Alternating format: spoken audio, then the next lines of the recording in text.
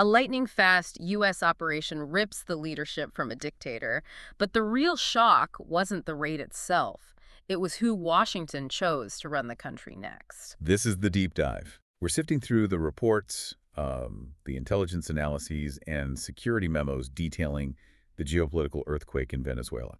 All of it following that dramatic January 3rd U.S. raid and capture of Nicolas Maduro. Right. And our mission today is to really understand the calculus behind this. It was a flawless demonstration of American military power. I mean, decisive, overwhelming, and executed purely in the national interest. But the politics of it, that's where it gets complicated. Exactly. We need to know why the U.S. immediately pivoted, why they decided to work through the remnants of the regime it just deposed. Prioritizing stability and, energy security over any immediate democratic ideals. It's not a story of liberation. No. It's a masterclass in strategic coercion. Okay, let's unpack that. Let's start with the news hook, the mechanics of the raid itself. The sources detail a military operation of, well, almost impossible complexity.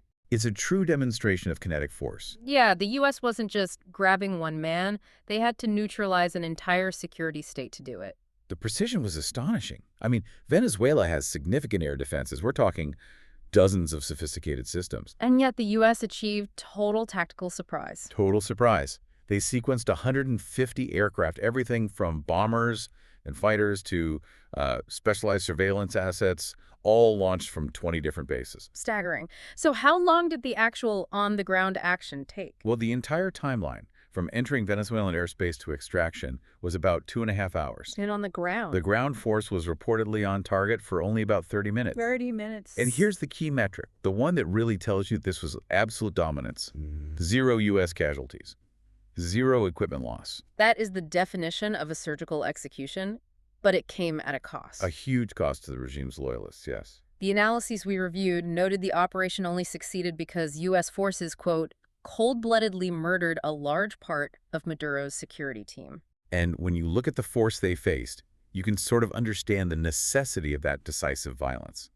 Maduro's Presidential Honor Guard is a brigade-sized unit. About 2,000 members. Right. And their one job was to protect the president. They were, for all intents and purposes, neutralized in minutes. A total failure. A failure that allowed for that rapid, clean extraction. And that military success immediately dictates the new political reality. Because as soon as the dictator was gone, we saw the pivot.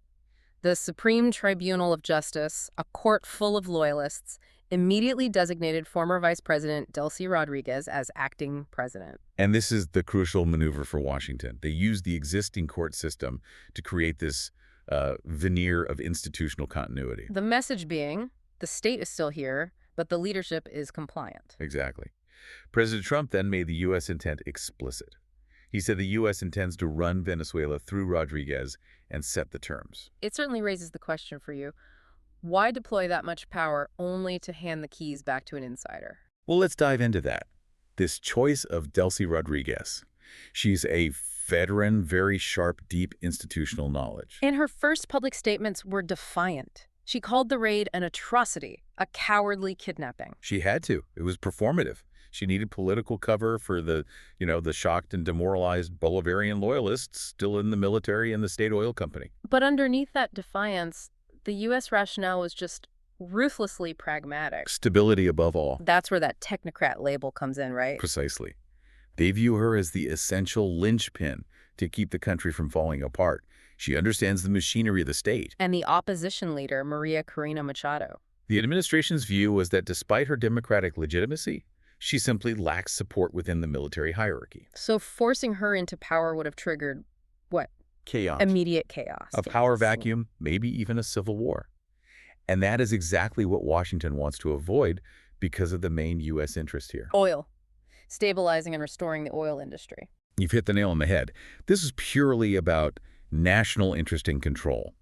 They need Venezuela's oil flowing, and Rodriguez is seen as the only one who can manage that without, tearing the whole country apart. It sounds incredibly cold-blooded. It's the ultimate realist calculation. One military analyst offered a stark parallel. Oh. He said it's like the Allies conquering Nazi Germany, but choosing to rule through Hitler's successor, Admiral Dönitz. To keep the government machinery intact. Exactly. To manage the surrender and prevent total collapse. The U.S. isn't installing democracy here.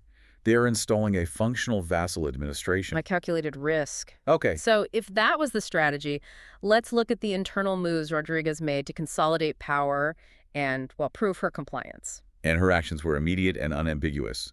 First act was a politically necessary purge. Of those who failed. Right. She fired General Javier Marcano Tabata. He held two critical posts, commander of the Presidential Honor Guard and head of the DGCIM. The military counterintelligence. The regime's internal spies. That's right. He was supposed to protect Maduro and keep the military loyal. He failed spectacularly at the first job, so he was expendable. A clear signal to Washington. I hold my people accountable. I am serious about my new mandate, yes. And who she brought in to replace him is just as telling. Who is that? A known hardliner, General Gustavo Gonzalez Lopez. Now, this is a guy previously sanctioned by the U.S. for human rights violations. Oh, why him? The critical detail is that he'd been working closely with Rodriguez at the state oil company, PDVSA. He's personally loyal to her, and he understands the oil sector. So she's cementing military control under a trusted, brutal figure who gets the economic priority. Exactly. Predictability and functional control. And we saw this focus in her other appointments, too. Like the vice president of economy. Calixto Ortega, former central bank president. This isn't for show. It's a clear signal that the regime's #1 priority is economic management. Which means meeting U.S. demands. But even with these purges, there are still powerful figures lurking. Spoilers. And this is where the strong-arm tactics come in. Washington can't afford for this to fail. #1 on that list has to be Interior Minister Diosdado Cabello.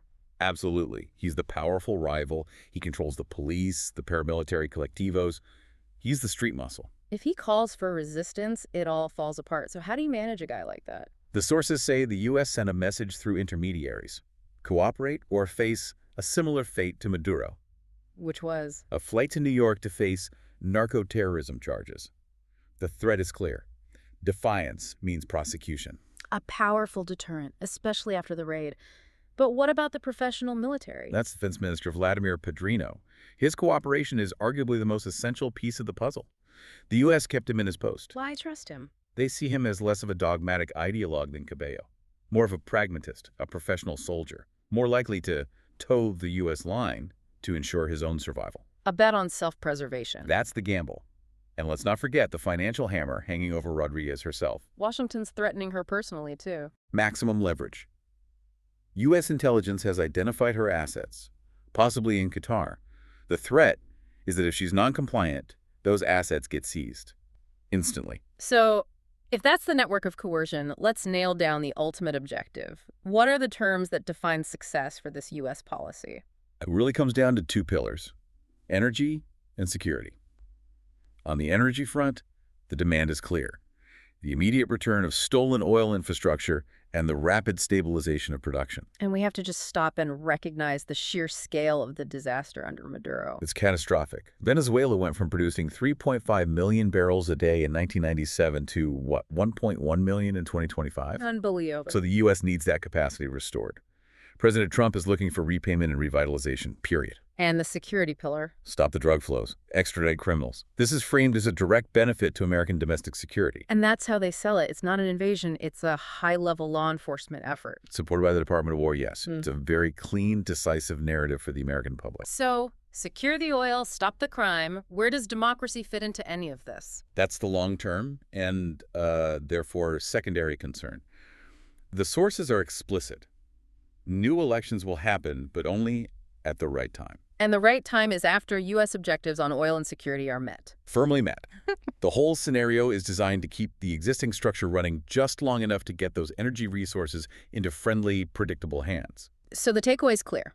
A perfectly executed military strike, 0 U.S. casualties, leverage to install a coercive regime, not a democratic one. All of it driven by a single-minded pursuit of American interests. Stability and energy. They weaponized the threat of force, financial leverage, and criminal prosecution to turn Maduro's own loyalists into Washington's new caretakers. The short-term military victory is, well, it's undeniable, and the decisiveness is a strong signal to other rogue states. But the long-term political risk is immense. Because the whole strategy hinges on the belief that the threat of force is enough. Enough to compel sustained cooperation from people like Cabello and Rodriguez. Who are, inherently incentivized to delay and subvert U.S. guidance whenever they think they can get away with it. And If that compliance fails, if the political project in Caracas fails, that could necessitate a return to military action. Maybe not ground troops, but future air and missile strikes. To remove the new spoilers. Exactly. So you have to ask yourself, how long can one country effectively run another, dictating its terms, without eventually having to put boots on the ground? The U.S. has chosen a tightrope walk of maximal power and minimal presence, and the success of that strategy is nowhere near guaranteed.